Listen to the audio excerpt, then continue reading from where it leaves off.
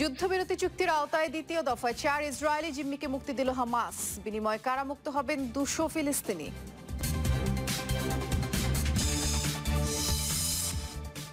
সব ধরনের বৈদেশিক সহায়তা কার্যক্রম স্থগিতের সিদ্ধান্ত ট্রাম্পের। বন্ধ নতুন বরাদ্দ অনুমোদন। এরই মধ্যে চিঠি পাঠানো হয়েছে বিভিন্ন দেশে। যুদ্ধবিরতি চুক্তির আওতায় দ্বিতীয় দফায় 4 ইসরায়েলি জিম্মিকে মুক্তি দিল হামাস। বিনিময়ে কারামুক্ত হবেন 200 ফিলিস্তিনি।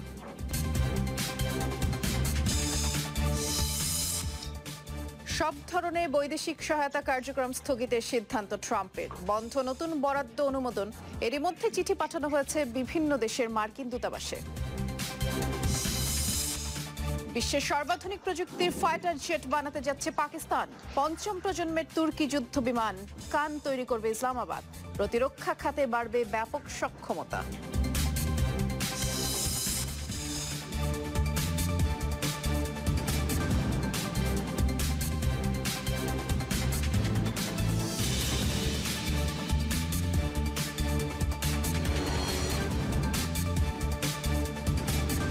শিরোনামগুলো শুনছিলেন, নুসরাত বৃষ্টির সাথে আছি।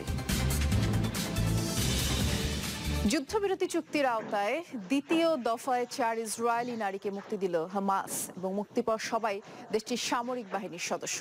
শনিবার গাজা সিটির প্যালেস্টাইন স্কয়ারে আনুষ্ঠানিকতা শেষে রেড ক্রসের কাছে তাদের হস্তান্তর করা হয়। পরে রেড ক্রসের গাড়িতে তাদের গাজা উপত্যকার বাইরে নিয়ে যাওয়া হয়। এ সময় হামাস ও প্যালেস্টিনিয়ান ইসলামিক জিহাদের বিপুল সংখ্যক সদস্য উপস্থিত ছিল। 4 জিম্মির বিনিময়ে এ দফায় 200 ফিলিস্তিনি বন্দীকে মুক্তি দেবে ইসরায়েল। গত রোববার প্রথম দফায় মুক্তি পেয়েছিল 3 ইসরায়েলি জিম্মি ও 90 ফিলিস্তিনি কারাবন্দী। হামাস ইসরায়েল চুক্তির শর্তে বলা হয়েছিল প্রতিজন বেসামরিক ইসরায়েলি নারী জিম্মির পরিবর্তে 30 ফিলিস্তিনি নারী ও শিশু মুক্তি পাবে, আর বন্দী প্রতিজন নারী সেনার বিনিময়ে ছাড়া পাবে 50 ফিলিস্তিনি নারী ও শিশু।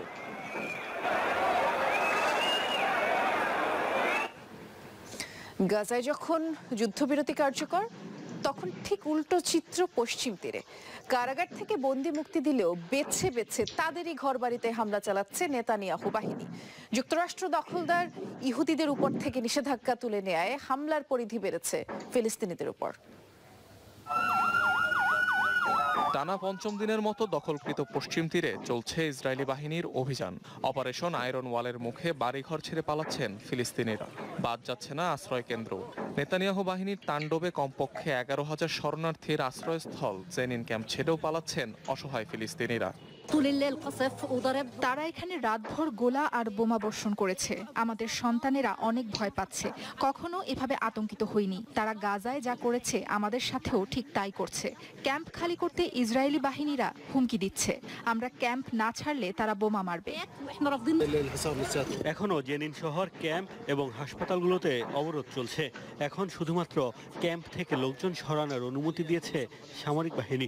পালানোর জন্য নির্দিষ্ট রুটও নির্ধারণ করে দিয়েছে তারা। শুধু তাই নয়, ক্যাম্প ছাড়াও পশ্চিম তীরে বিভিন্ন স্থানে চলছে নির্বিচার বোমা বর্ষণ। কখনো থেমে থাকা গাড়ি, কখনো আবার আবাসিক ভবন লক্ষ্য করে ফেলা হয় বোমা। যুদ্ধবিরতির শর্তানুযায়ী বন্দীদের মুক্তি দিলেও থামেনি বর্বর আগ্রাসন। পশ্চিম তীরের মুক্তি পাওয়া এসব ফিলিস্তিনিদের বাড়িঘর টার্গেট করে হামলা চালাচ্ছে নেতানিয়াহু বাহিনী। দফায় দফায় চালানো হচ্ছে তল্লাশি, যেন মুক্তি পেয়েও মেলেনি শান্তি। যুক্তরাষ্ট্র অবৈধ ইহুদি বসতির ওপর থেকে নিষেধাজ্ঞা তুলে নেয়ার পর বেড়েছে ইসরায়েলি আগ্রাসন। এ অবস্থায় পশ্চিম তীরে চলমান ইসরায়েলি আগ্রাসনের উদ্বেগ প্রকাশ করেছে জাতিসংঘ। অবিলম্বে সহিংসতা বন্ধের আহ্বান জানিয়েছে সংস্থাটি।